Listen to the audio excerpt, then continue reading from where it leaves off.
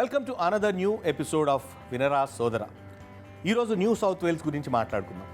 New South Wales 8,01,150 square kilometres విస్తీర్ణంలో ఉంటుంది. అంతేకాకుండా ఆస్ట్రేలియా ఈస్టర్న్ కోస్ట్లో ఇది లొకేట్ అయి ఉంటుంది.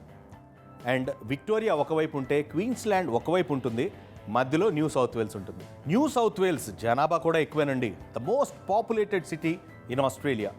వీళ్ళ జనాభా ఎంతో తెలుసా? 8.3 మిలియన్.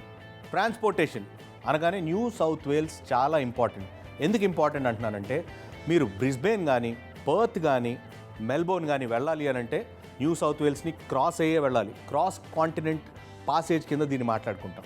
నేషనల్ పార్క్స్ అనగానే New South Wales national parks గురించి మాట్లాడుకోవాల్సిందే. ఎందుకంటే ఇక్కడ 780 నేషనల్ పార్క్స్ ఉన్నాయి. రాయల్ నేషనల్ పార్క్ 1879లో దీన్ని ఎస్టాబ్లిష్ చేశారు. ఆస్ట్రేలియాలో మొట్టమొదటిసారిగా. ప్రపంచంలో సెకండ్ ఎస్టాబ్లిష్డ్ నేషనల్ పార్క్ ఇది. Grand Pacific Drive. ఈ పెసిఫిక్ డ్రైవ్ స్పెషాలిటీ ఏంటి అని అంటే 140 కిలోమీటర్స్ లాంగ్ ఉంటుంది ఈ డ్రైవ్. అంతేకాకుండా longest sea cliff drive 665 metres drive ఉంటుంది. అది ఈ డ్రైవ్లో హైలైట్.